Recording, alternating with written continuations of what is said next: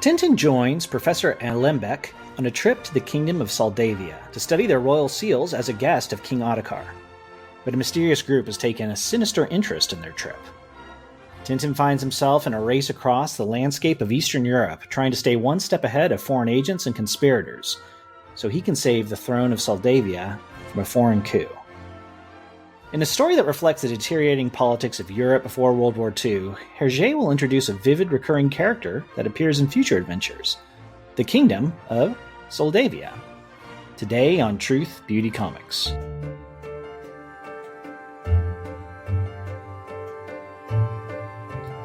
Welcome to Truth Beauty Comics. I'm Levi, a cartoonist. And I'm Felix, a guy who likes comics. And this is the podcast where we look for transcendence in a pulpy medium. And today we'll be talking about the Tintin adventure, King Ottokar's Sceptre. And I guess, on the tour, Felix, of early Tintins, we kind of, both of us have, I think, never read all the Tintin adventures. Weirdly, for some reason, our most popular episode is Tintin in the Land of Soviets. Which, neither of us had ever read before. Yeah, neither of us had ever read before. Didn't come away thinking super highly of. Maybe there's like a real underground following of that one. But I think out of the early Tintin adventures, I'd be curious where you put this one. How did this one land? I know you were a little less cool on Black Island than I was, but where does King Ottokar Sceptre fall? Honestly, this feels like his first, Herge at the height of his powers work. Mm-hmm. Even though, Blue Lotus is an absolute gem. Just a masterpiece, right? But it is still, in a number of ways, very clearly a sort of early Tintin adventure. And this, I don't know, just the structure of it was really tidy. At no point did it drag. The motivation was very clear through the whole thing. Characters were very clear. Blue Lotus is always going to be one of my absolute favorite Tintins. That's just a masterpiece. Mm-hmm. But this could be tied for second with Cigars of the Pharaoh for me of the first first 9 or so, for 6, 7, and what are we at? Yeah, I think about 9. Yeah. I just think this was just excellent. I really enjoyed it, and sort of throughout the art also feels, and again, we've talked in previous episodes about how sort of these were redrawn and things, but and colored, but Tintin is consistently on model. The action is really clear. Cars and planes and just vehicles and the physical surroundings feel very, very real, very tangible. Yeah. So this was great. This was like a 4.5 star Tintin adventure. Yeah. It's interesting where it is, because I feel like you don't hear about this one as one of the greats. Yeah, maybe I'm just referenced as much. Yeah, this was excellent. Yeah, it is really good. It is. People said the Black Island was Hitchcockian. I think this is much more reminds me of an early Hitchcock story, especially when you get into Hitchcock in the 90s and early 40s even. Hitchcock, and rightly so, all of Europe is kind of obsessed with, not obsessed, but they're just making, all their movies are just about World War II, basically, and kind of the run up to World War II. So stuff like The Lady Vanishes, I don't know if you've ever seen that, but it's a great Hitchcock movie, early one of his. Foreign Correspondent, I think, is another one of his. That's an early one. And it's all the subtext of kind of the political situation in Europe. And a lot of the times in very similar ways to Tintin, the aggressor's not named, it's kind of we're not saying who's, who we're talking about here, but it's Germany or it's Italy or, it's the Axis powers or whatever. Well, and also I think in the sort of more updated version, I don't think the sort of head of the aggressor is named, but in the original publication before World War II, he was Mustler. Yeah, he still is. It's not. It doesn't. I missed it then. Okay, yeah. Musler. So there's a clear. Who was that? Yeah. commentary here. Yeah. Well, I mean, it's interesting too because in sort of future episodes on Tintin, we'll get into some of the, let's say, dicey surroundings where a few of the Tintin adventures were produced in when Belgium was occupied by Yeah. Nazis. Because a lot of cartoonists did not publish in that period of time. Herge took a job working sort of for reconstituted paper that was kind of a Nazi rag, and kept sort of telling Tintin adventures through that time. And like afterwards, he faced some consequences. But and there's sort of debates about like, okay, does he have sympathies here? And I mean, Herge, I think it's fair to say, was broadly sort of conservative, and even in his most, let's say, enlightened moments, did not have quite the attitude towards other cultures that one might want someone to have today. And there are sort of stereotypical depictions and everything, but like to me, it's pretty clear he was not deeply sympathetic to the Nazi cause. And Right. some of his sort of mentors, well, particularly Abbe WWII, whom we talked about before, was very sympathetic to fascism. So the fact that he was, as he got past the first few volumes, a lot more willing to have a pretty clear subtext. Yeah. Like Germany's the bad guy, right? He said Syldavia was Albania. He was really basing it on sort of contemporary events. And I mean, obviously it's like very fictionalized and has all these strange things. And like the king actually is pretty similar physically to King Leopold, the king of Belgium at the time, whom Herge, I'm given to understand, respected and had a really strong kind of piety towards, in the way that Right. these European monarchs and, someone like Queen Elizabeth still until sort of this day. I don't have a foot on the ground, so I don't know how King Charles is doing in terms of eliciting this kind of affection. But like certain, but anyway, he had this real sense of just love for the king and desire to sort of help Belgium. Yeah. And so there is this. It's interesting, right? Because it's a very like Tintin is full blown a kids comic. This is a time well before Watchmen or whatever, an adult graphic novels or any sense of this. Right. And I don't think Herge had a real expectation of 30 and 40-year-olds sitting around doing not that you know what a podcast is, but a podcast on it, nearly a century later. Right. But and also, right, he still wanted to become like a quote unquote serious modern artist. But he is at this time really getting quite good, I think, at the kind of political satire, which he sort of did a bit of in Blue Lotus and did quite well. But I think in some ways the political undercurrents in King Ottokar's Sceptre are actually better done than those in Blue Lotus. And like, I don't know. I need to sort of tease that out to figure out exactly why I think that. Because again, I love Blue Lotus. It's like a top 4 Tintin adventure for me. But I do think that he's sort of maturing as an artist and his ability to sort of weave political themes into his stories. One of the things I do like about this comic that is unique, I mean, there's a couple things I think this is the last time he was published he did a complete adventure, and I forget what the name of the French paper that he was writing in that was serializing this, right? Sickle or whatever, yeah. Yeah. Yeah, so I think this is the last full adventure in that. And the following adventure, The Land of Black Gold, was kind of canceled and then revived. Or just because of the war, I believe. Yeah, that's my understanding. I'm not sure around the circumstances. Yeah, so it does feel kind of like the peak of a certain era, right? And then it's also been redrawn. But if you look at the original black and white, and I have some of that in the show notes, it's like he's really gotten so much better since he started. Like it's really, really good. It's like recognizably like the Tintin we know. You know what I mean? And it's not as detailed, the like backgrounds and stuff, but like the characters are looking much more on model. He's lost a lot of that stiffness, that was kind of in the early Tintin adventures and kind of some of the flatter compositions. So this is, I really do think, like a peak of his work. And interestingly enough, like Syldavia is not a real country, right? I mean, it's clearly inspired by like Romania or some Eastern European countries. It's bringing it all in, but I think that that's kind of part of the fun of it. Is it's not Tintin in China, Tintin in America or whatever.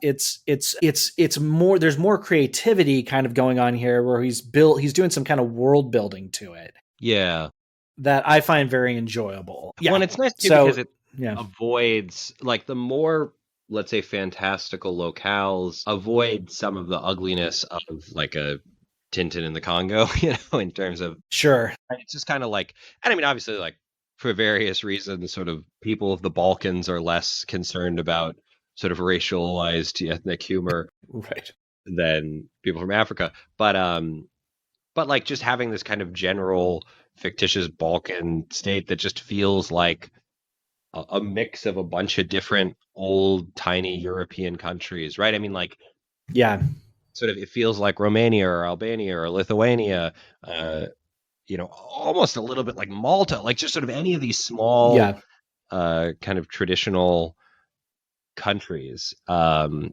Europe. It just has that sort of character, and it's so fun. I mean, there's that part with the like fake 15th century miniature that like where Herge is really kind of experimenting.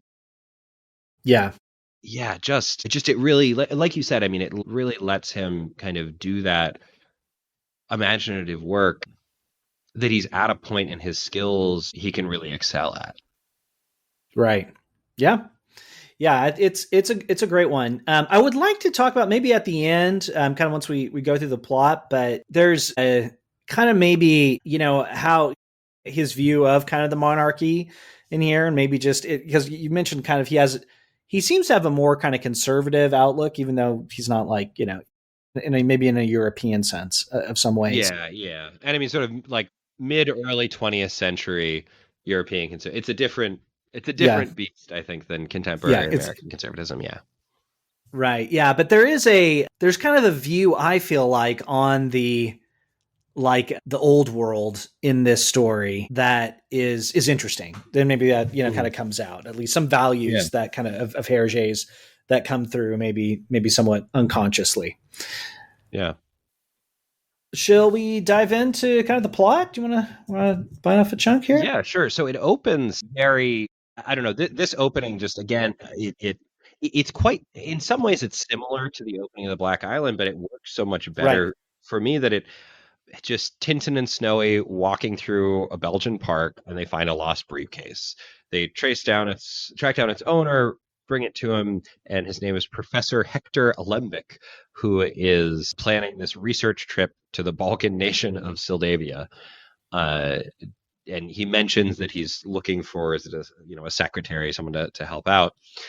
And Tintin kind of goes on his merry way, but then discovers agents spying on the professor, and sort of tracks them down to a Syldavian restaurant, and gets embroiled in this series of mishaps where he's like trying to hear what's going on, and then eventually a sort of unknown man anonymously leaves a note agreeing to meet with Tintin, but then when his door is knocked on, he is unconscious, and there's this great sort of scene with the comedic characters Thompson and Thompson, the detectives, who come in and they're thinking that Tintin has beaten the man up.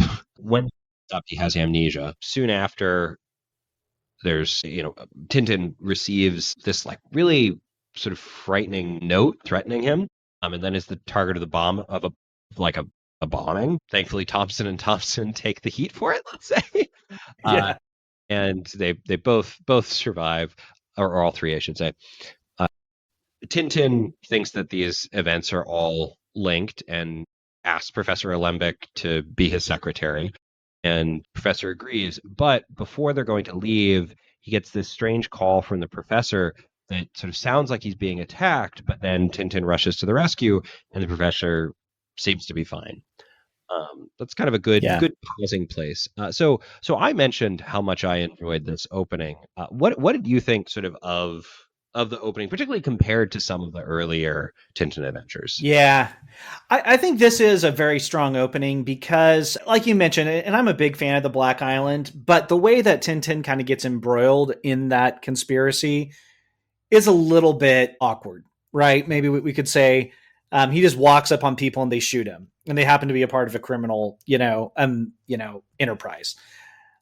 This one, it does work better.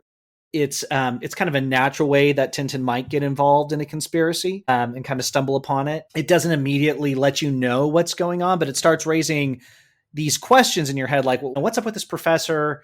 Why are these people following him? He seems very innocuous, this professor, right? He doesn't seem like Yeah. someone that would be of interest really to anyone. He's studying seals, like, seals that you press into wax.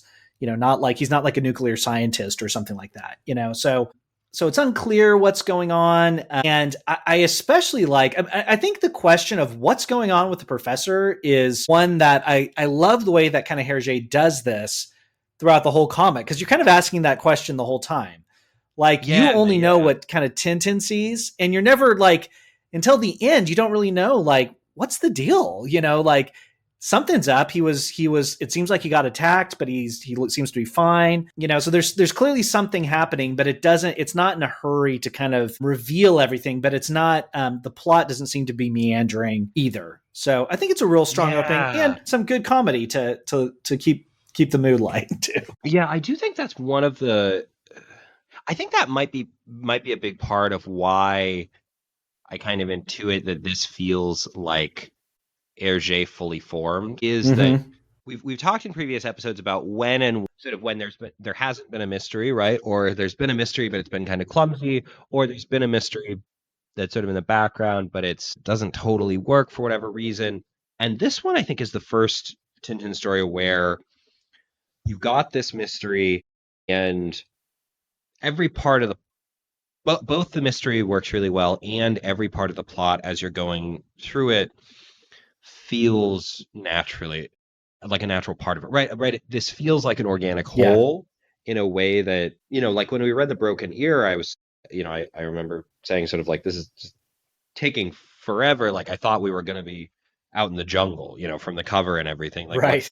how were these things connected? Right. Whereas King Ottokar Sceptre, it's like even kind of little plot lines that in an earlier adventure would have been fun and well executed overall but feel kind of disconnected are not in this. They all feel really united. Yeah. I think the other thing that jumps out at me, if you're just opening up this book too and comparing it to, say, the Black Island came right before that, and the Black Island is just, gorgeously illustrated. So it's a little bit, you might not notice it as much, but if you compare it to, say, really any previous one, except maybe, maybe the Blue Lotus, but they are just the studio is just on point here. If you look at like the little details, like just some of the panels I threw into the show notes of like just the transition scenes. So like there's one where Tintin is, running down a street, and they've drawn these kind of like torn posters on the wall that you might see on a Yeah. Belgium street. They've just Yeah. gone in to put the details, and then he runs in through a door, and there's like a little, I think maybe like a coal box that he runs right by. So like they're putting so much work into all the little details, and on this, that this is like what I love about the Tintin adventures is just the meticulous nature of how they craft everything. Basically every panel, so much detail goes into so consistently. And it's really like in this story, it's like in the Black Island, also same kind of story here, but with this one, for the early Tintin adventure, the details are just so fun just to kind of get lost in. Yeah, and I think one of the sort of points of brilliance of Hergé's style as it matures is the kind of simultaneous like cartoony simplicity Mm-hmm. and great detail. Like just this Yeah. is a real world. There's craggy rocks. There are torn posters. It feels like there are paintings of ships on the wall and clocks and things. Like Yeah. it feels very real, but also it has this Lean Claire style, right? That is Yeah. so just like you see Tintin and you immediately know, okay, here's Tintin, and you can tell from his body language exactly what's happening.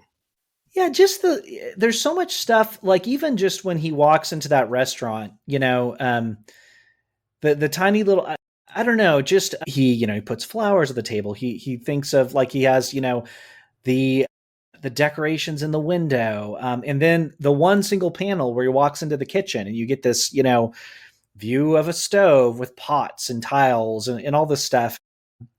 It always there's something just so appealing to me about Hergé's art, especially when it gets to this point, that it's just gorgeous to look at. I don't know. I just it's so restrained and so simple, but it's so at the same time fully realized that it's hard to describe why it's so appealing to me, as opposed to a like a something like a Jack Kirby kind of, or just typical American comic book style, which I love. There's great stuff about it too.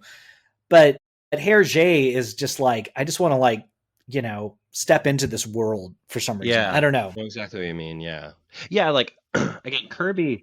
It's funny, right? Because they both Kirby and Hergé have this kind of like this ability to boil something down to its essentials.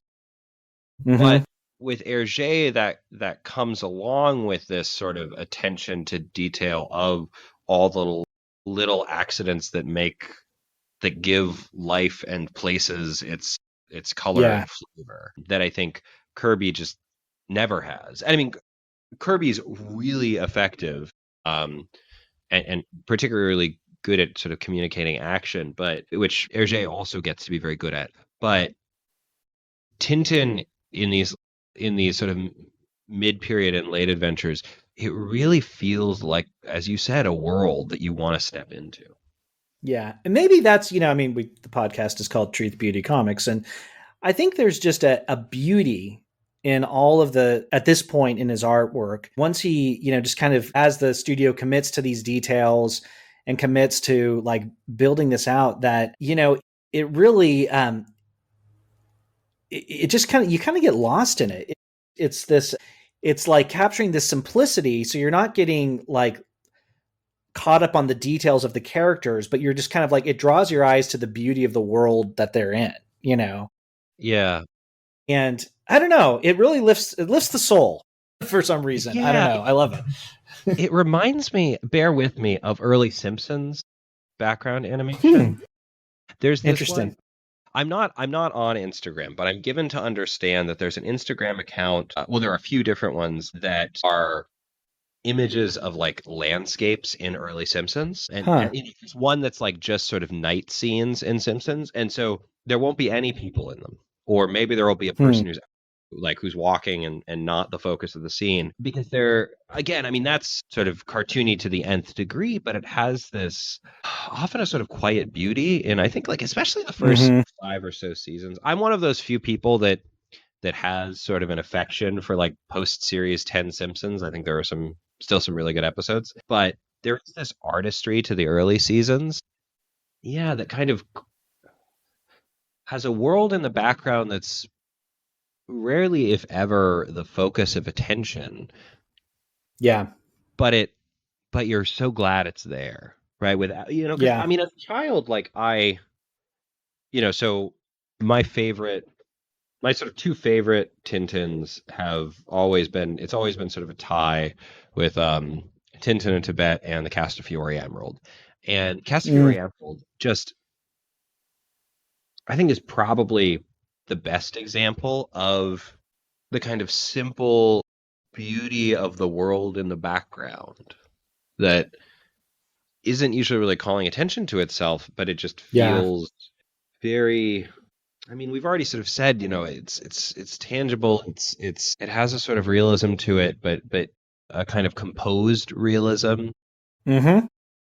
and it feels. I mean, in some ways, right? It's not even so much that, like you said, you want to step into it. It's like you feel like you are in it, right? Like you feel like it Yeah. is the Yeah. real world, and by picking up the comic and sitting down to read it, you are in that world, which is something that all books do to some extent, but like there's just something really effective about Hergé's mature style in particular Yeah.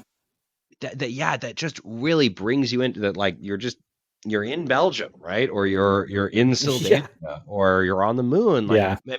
maybe the moon is a little different, but there is Yeah. yeah.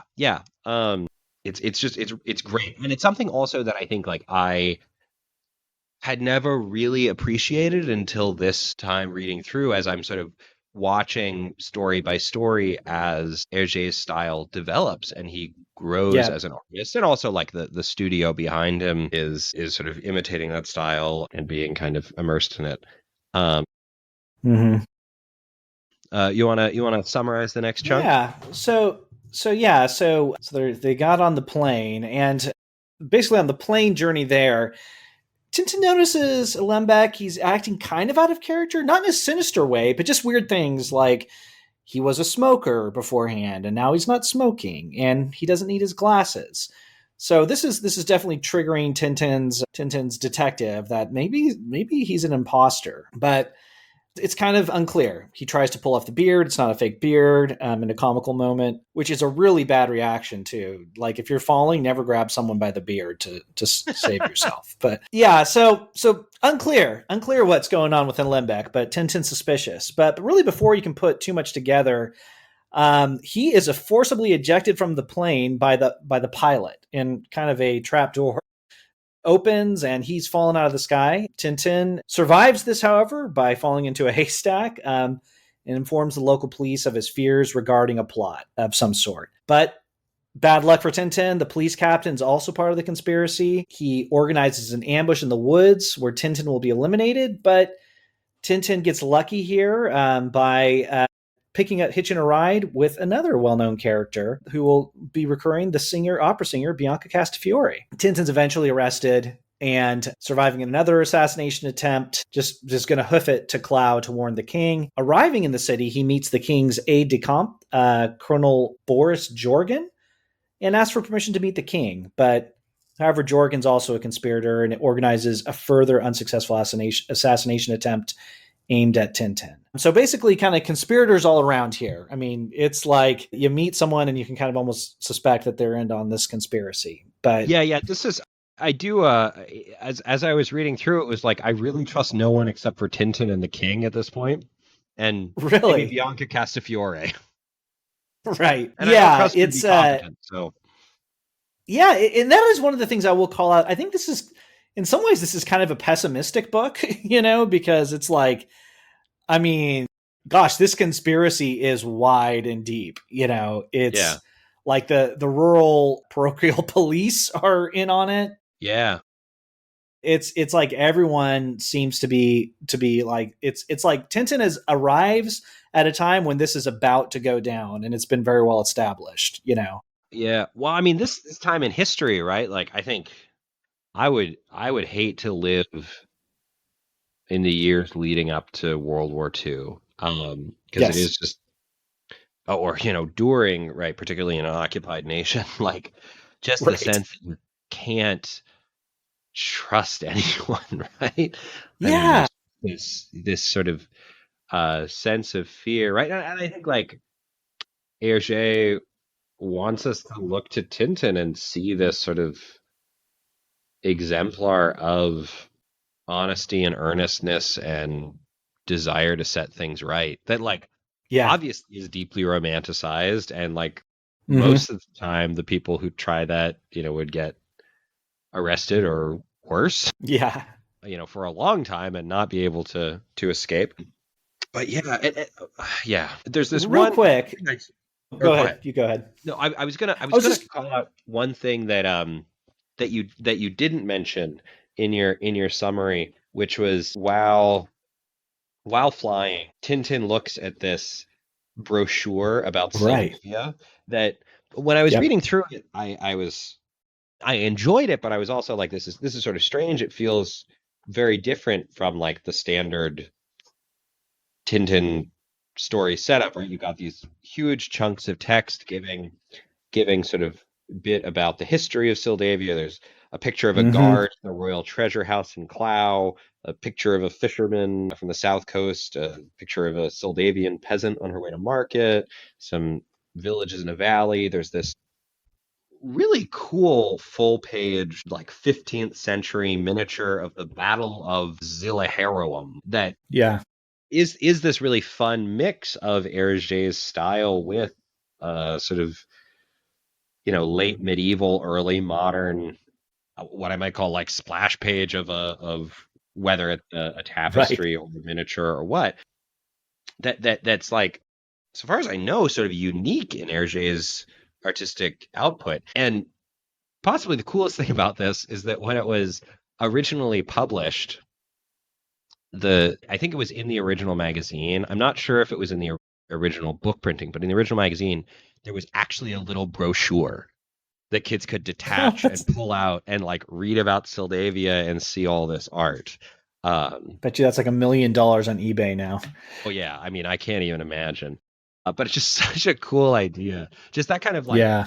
that sort of creativity, and that's just such a kind of that's a fun way to avoid like kind of boring exposition that Uh-huh. is useful for following the story, right? Like you get to understand the better like what King Ottokar's scepter is, right? Without the scepter, king is not allowed to rule, right? And every day on Saint Vladimir's day, on Saint Vladimir's feast day, the king needs to be seen in public with the scepter, and it's his sort of the symbol of his authority to rule, and without it, he would have to abdicate. So you're given a bunch of information through this, but it's fun, you know. I don't know, Yeah. I think that's really effective, and it's just such a creative sort of storytelling mechanism there, particularly given knowing that it was originally this detachable brochure that looked exactly like the one that Tintin was reading.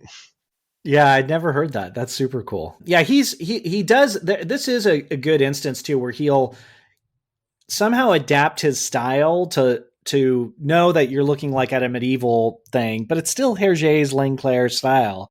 Yeah. And he does this throughout this adventure. There's some like murals on the wall that I love, some details that he'll put in that just look really good. And it's very clever kind of tweaking of his style Yeah. that works really well just to kind of make the world feel more authentic. I was going to ask, so just real quick, just Mark quickly, you mentioned the Castafiore Emerald is one of your favorites. So we get to Mhm. meet Bianca Castafiore in a brief kind of cameo here, but she'll definitely come back in the series. And as I look at this, I'm like, I think, well, maybe this is Hergé being, progressively recognizing that, I guess the question is Tintin overstimulated by Bianca Castafiore, as the kids say nowadays? Like, all my kids are really into like, oh, I'm just overstimulated, meaning it's too loud in here. And I think that might be what Tintin's experiencing in the car. His She's also chronic just overstimulation. and it's one thing that's strange that I've never totally understood, although I've always really enjoyed the Bianca Castafiore opera singer character and the sort of running joke of how much Tintin and later Captain Haddock despise her singing. But the thing that's sort of unclear to me is whether the joke is that opera is sort of like boring and annoying and loud, or like that she's actually just not very good. Yeah, Because it's there, because like she's very, very famous, but no one is really right. ever shown enjoying her singing. Except Professor Calculus, who's deaf. Yeah, who I can't mean, hear? that's a great question. Maybe Hergé just hated opera or something. I don't know. It's kind of mysterious. But But I one of mean, my the favorite gag works panels is regardless. Like I always have yeah, loved the yeah. gag anyway. Yeah, one of my favorite panels is where she says, how did you like that? And Tintin, like, with just a look of like utter despondency with like a tear running down his cheek, is like, very much indeed. Like it's a little subtle one, but it's just like, no, yeah, but unclear if she's actually maybe it would make more sense if she was also drawn as beautiful, but she's kind of a very unpleasant looking woman too. Well, she's sort of So, a stereotypical opera singer, right? That right. particularly for some of the female roles, like to have the kind of voice and resonance male as well. Like having a bit of girth is really helpful to be able to create the sounds and project as needed in an old style opera house, right, with no projection, but being heard very far away. Um, but yeah, it's funny because she is like, yeah, and I mean she's not. We get sort of the essence of her character here, even though she is very, let's say, primitive compared to the sort of fully developed character we'll get in some of the later adventures, particularly like Right. Esther and Emerald. But you do kind of get the essence of her as like she's this opera singer who thinks she's just the best thing since sliced bread, and she's not someone you really want to be listening to singing, but she'll sing at the least provocation, let's say. Yeah, everyone is always cringing from her, though. I mean, even in the shot, I forget what page this is on, page 29. I don't know if it's the same page in yours, but we see her performing for the king or on the radio, and there's just it looks like a cello player in the corner, just like utterly dismayed at what he's hearing. Yes, yeah, yeah. So you're like, maybe she's terrible. I don't know. Yeah. All right, we can continue with the plot. Yeah. So I think while Bianca Castafiore is singing at the gala opera, Tintin gate crashes and is trying desperately to communicate to the king what's going on, but he is escorted away by a group of security guards. As he's being transferred to the prison, the van he's in has an accident, trying to avoid this pedestrian who's crossing the road and not paying any attention. Tintin seemingly suffers a concussion. Meanwhile, quote unquote Professor Alembic is allowed into the castle where the scepter is kept. Tintin succeeds in sort of getting away from the transfer to the hospital, and he sort of says, I forget the line, but it's something like concussion is a wonderful thing. And eventually he finally sort of makes his way to the king, sees him one-on-one, and personally warns him of the plot against the scepter. They rush to the castle only to find that the scepter is missing after Professor Alembic had been given the sort of special permission to have several things photographed, including the scepter. And they sort of walk in, and everyone's just on the ground, and the scepter is gone, including the photographer. Everybody's sort of So knocked out. I really again, I mean, we've already sort of waxed laudatory about Syldavia, but really, like, I just want to take a moment to appreciate what a great little world this is. Yeah. I don't know, just like the sort of rural areas he passes through and the castle.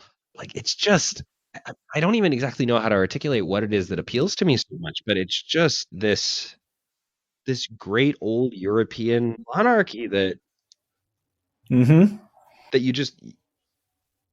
love to see. I don't know. I don't have anything more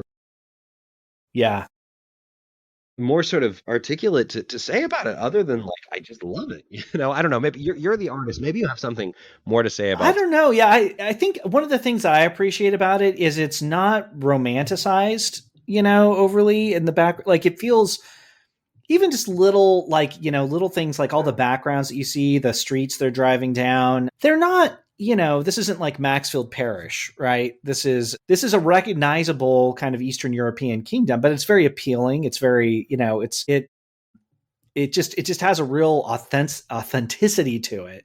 Yeah. That it's not, and it's not even that he's like, he's not copying Belgium, or something.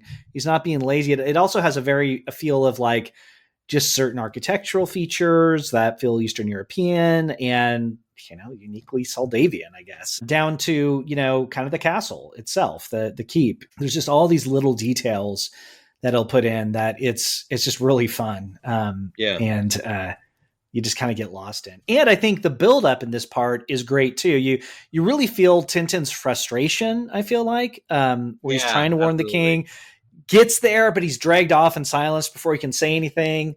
Then it's a rush where they're cutting back and forth between the professor, who I still at this point, you should think he's a bad guy, but it's not really like, pointing a spotlight on that, because he behaves very naturally, So the whole time you're seeing like, oh, they're getting closer to the crown. They're working their way in until finally they get there like 1 minute too late. And it's just a great kind of like, climax to this chase that they've been going. So it's a very well put together sequence.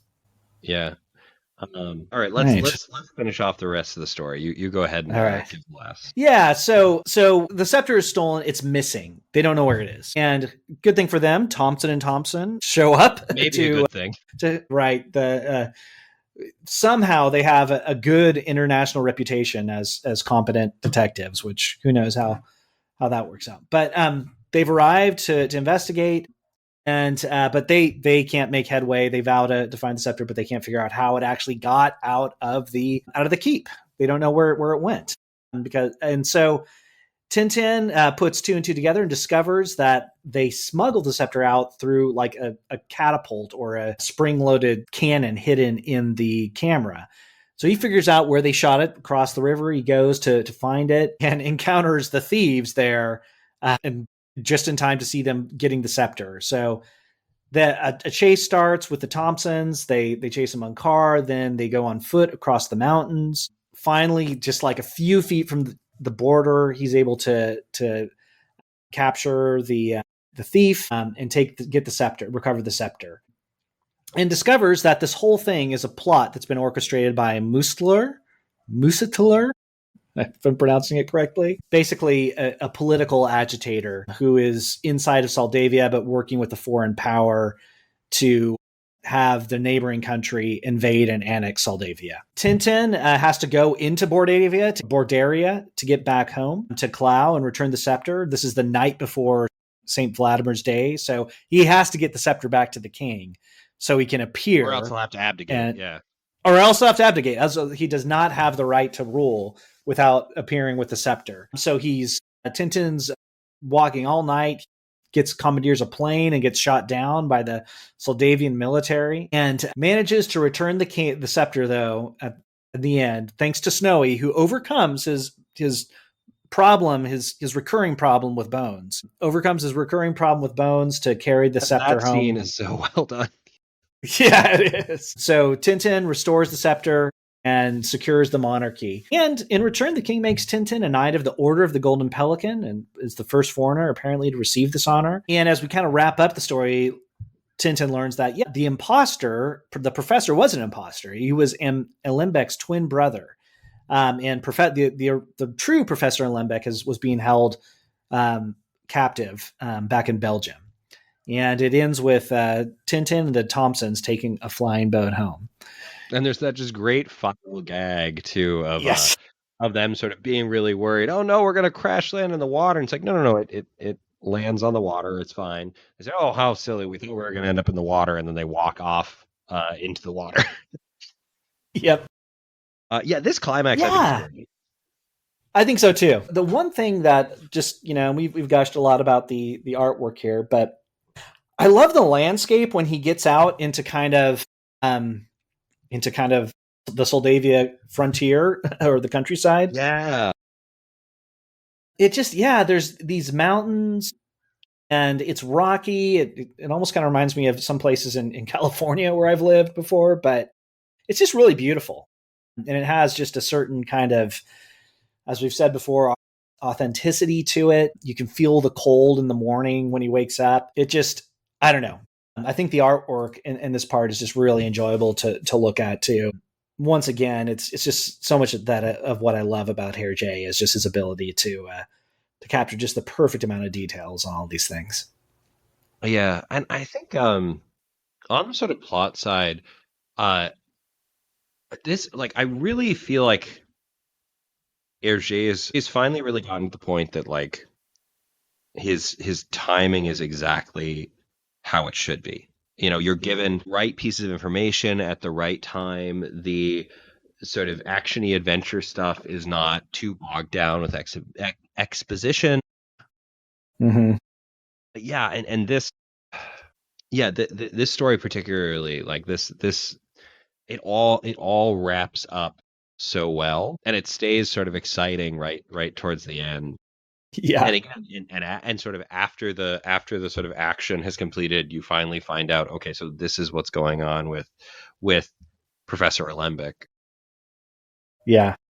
Yeah, I don't even know exactly that I have like a lot to sort of specifically call out in this, other than sort of the jokes with Snowy. I think we previously praised, it was the Black Island, right, that had sort of just excellent Snowy stuff. It was sort of like Snowy's best adventure. But there's some really good. There are a couple of really good bits here where he thinks a museum is a restaurant, goes in and steals a dinosaur bone, and Yeah. then Tintin reprimands him, tells him to bring it back. As he's bringing it back, he accidentally knocks it on a telephone pole or light, or not telephone pole, a lamppost, and a bunch of other dogs come and start fighting over the massive bone. Yeah. And then, Tintin accidentally, as he was traveling in the night, dropped the King Ottokar scepter, and Snowy. Super boneheaded move by Tintin. Oh, yeah. Really incompetent boy reporter there. But Snowy thankfully noticed it. But then he sees a bone and puts it down and has to go. And there's the sort of image. I just think there's a line in an old Devo song, Freedom of Choice, where it says, in ancient Rome, there was a poem about a dog who had two bones. He looked at one, he looked the other. He went in circles and he dropped dead. And there's sort of these old images in sort of discussions of free will about like a dog between two bones. They're the same Yeah. distance away. They smell just as good. Like, can the dog ever actually make the decision between the two? Um, or how does a person decide if they're seemingly equal? Yeah, and I just sort of like this probably was not intentional on Herge's part, but I just thought of the sort of moment of him looking between the two. Yeah. And I'm trying to remember, it's in some of the later Tintin books that you get sort of good Angel Snowy and bad Angel Snowy, right? Yeah. You I do. just was sort of Yeah. thinking of like this would be a good moment for one of those sort of gags, but he hadn't sort of developed that joke yet. Oh yeah. Yeah. Yeah. Yeah. Snowy has a lot of vices he has to work through. Probably the most out of any character except Captain Haddock. Yeah. But it's probably okay because he's a dog. So little side note, I love the Thompsons formal wear when they show up for the for Tintin's being knighted. They show up in kind of like little tuxedos that are Oh, yeah, I'd forgotten about these. they're wearing like these kind of bow ties with tails and stuff. It looks just like their normal outfits, but it's just like this is the Longer. Thompsons. Yeah, they're just formal wear. But Yeah. yeah, I thought maybe it might be interesting just with the kind of the time we have left here. So it ends here. A sentence just kind of jumped out at me. Mhm. Just there's this shot of the king riding through the crowds, greeting the crowd, showing his scepter now that everything's been restored. And it ends with and now the king is once more in his palace. Time and time again, the delirious crowds have called his majesty back to the balcony to receive their tumultuous acclaim. But now he's seated here in the throne room where an investiture is taking place. And then, Tintin is knighted in this very formal kind of regal ceremony, right? And it struck me just as I was reading this story, in a lot of ways, it's kind of pessimistic. Like we've said, there's conspiracies everywhere. Like this nation is beset. But there's also like a very, I don't know if romantic's the right word, maybe conservative's the right word, view of small kingdoms. Like, fundamentally, like Tintin, like the king is noble and good, right? And he Yeah. deserves his throne. Yeah. He's clearly a good guy. And even though he's beset by aggressors, like the kingdom loves him, the people love him, and he's deserving of this, And so there's kind of as you look at this, it's just kind of there's a little bit of melancholy for me looking at this in the fact that this is like the world that's being destroyed that had been been destroyed a lot in many ways by World War I is really going to be destroyed by World War II. By the Hitlers and the modern warfare that would just kind of run across these kingdoms and just overpower them. And sort of so modern it's kind of political sad. philosophy, right? Like part of it Yeah, also is and kind of right. kind of political, Yeah, ideological, philosophical, theological shift of like why do that we have the these, post-war. what's the Yeah. line in Monty Python's Holy Grail, strange women lying in ponds distributing swords is no basis for a system of government. And I mean like on the one hand, yes, like it's sort of ridiculous to say, and I mean this is like a particularly, let's say, comical, unrealistic thing, that it's like the one thing that gives him legitimacy is this scepter that is kept in a glass case that can be stolen. But like on the other, I don't know that we're doing that much better with these forms of representative democracy. Right. Yeah, I mean there is right, there is sort of there is a romanticism to it, right? Like there are, it's not hard in history to find monarchs not of a sort of virtuous aristocratic bent, but at the same time there is this sort of beauty and power to monarchy, particularly in terms of like giving a kind of form to a nation. Mm-hmm. Like you think of the whole people coming out to sort of cheer on the king. um Yeah. it is like it has a beauty and a power to it, and I think like it's true, because I think when this was written, it's not like, it wasn't melancholic, Mm-hmm. because like, yes, bad things are coming, but this is still pretty early. World War II has not really started. There's this concern about particularly Hitler, but also Mussolini, and there's concern about rising tensions, and there's dishonesty and backbiting and all this stuff. But there is at least I think from where Herge is sitting in Belgium, a sense of like, you know, King Leopold will continue to reign, and King so and so off in that far off land, and Yeah. there is a sense that like, yeah, we like, it's rough, and like World War I was really rough and did some damage, but we can kind of make it through. And then World War II happened, and they didn't, right? These monarchies mostly fell. Yeah. Well, it reminds me of, I think I went down a rabbit trail recently of, looking into like the Romanovs, right? Yeah, And, there's something like that about the Romanovs that just tugs at your romantic side if you have one, yeah, because it's like, Nicholas Romanov was not a great king or emperor, let's yeah, say, in many ways, but he seems to be in many ways also a very good man. Like in better times, he would have been viewed very favorably. And he was not equal to the challenges that were facing him, but there's also a thing where you look at him, it's like, man, like Russia was so beautiful before the Bolsheviks, like, ran over it. It was like this, and poor and starving and all this kind of stuff. It's not like you can say this was a tragedy in a lot of ways, but just the cruelty with which like that whole family was destroyed, and yeah, killed, and just kind of the beauty of that monarchy. I mean, down to the fact that they were all beautiful people, in many ways. It's weird, and it's shallow maybe to kind of romanticize it overly, but there is something when you look at then what came after in like Stalinist Russia, where you're like, my gosh, like this is, and this in many ways is just repeated in so many in the 20th century over and over again, right? Where you have these old worlds that are just kind of, whether you're talking about China or whatever, that kind of vanish to these modern governments, sometimes with great to the good, maybe you could say, with a lot of good that comes out of it. But there's also just something kind of sad that's lost, and there's a beauty that's kind of lost from the yeah, old way too. yeah. The one. Oh, go ahead.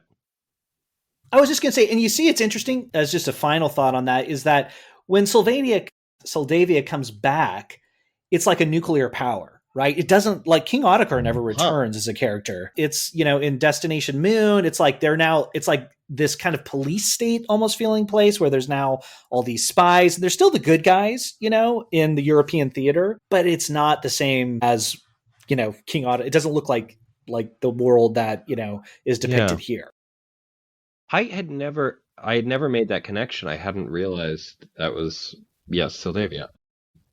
'Cause I haven't read it in a while, but Well, yeah, that is striking. And the sort of royal family one that sort of gets me is Charles the First of Austria.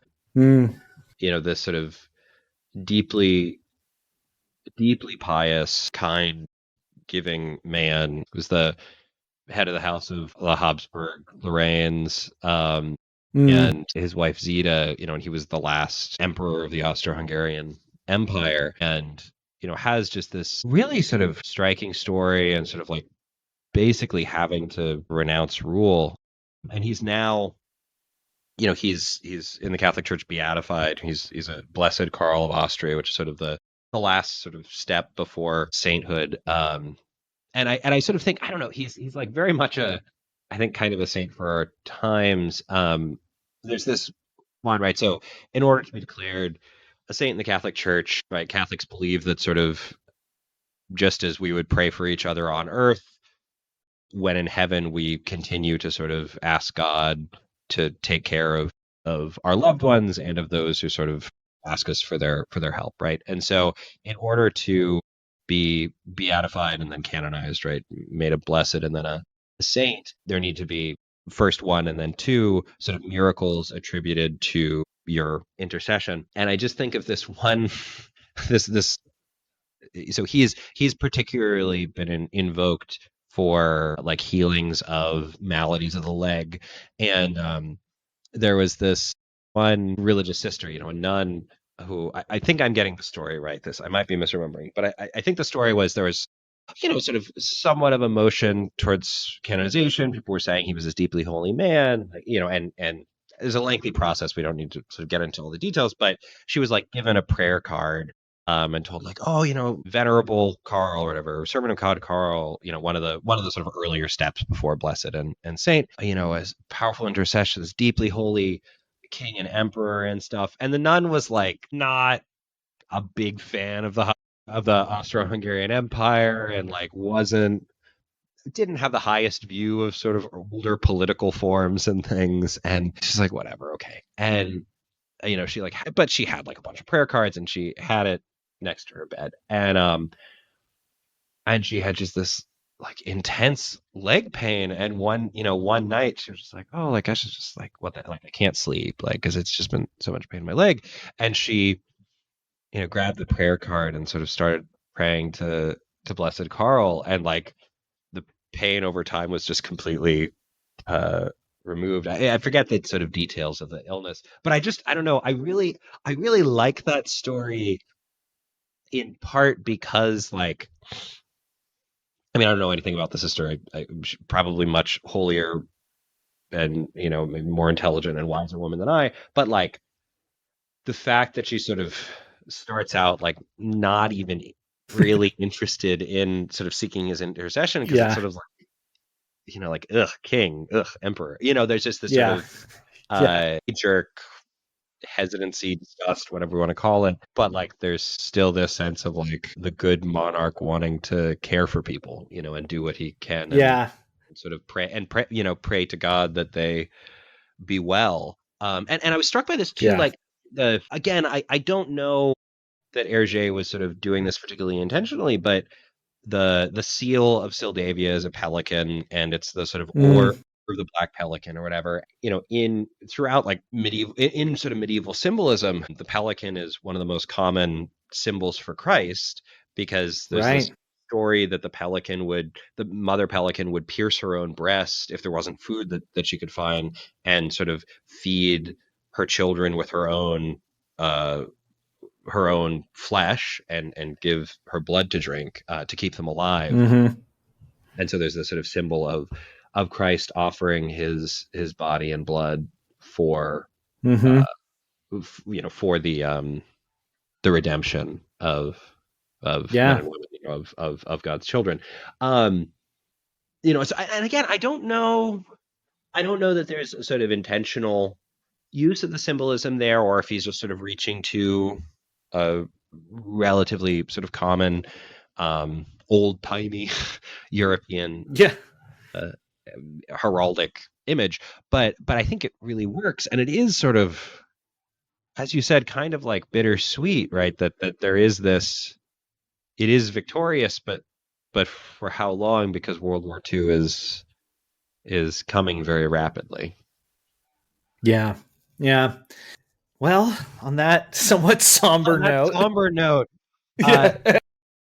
Next time we will be returning to the manga Bleach with a gorgeous and emotional story of the loss of the protagonist Ichigo's mother. It's volume 3 and then 4. Whether or not you've read Bleach before, you'll want to join us. It'll be an excellent conversation. And then after that, we're going to be getting into some newspaper comics from, I think, the teens and 20s. So that'll be exciting. I'm excited about that. Lots of good stuff coming around the bend. Clearly, we're pandering just to get listeners because kids these days just can't get enough of newspaper comics from 100 years ago. So we're really pandering sort of a podcast. It's all pandering. Yeah, got to get those bucks. If you've enjoyed this episode of Truth Beauty Comics, there are 3 things you can do to support it.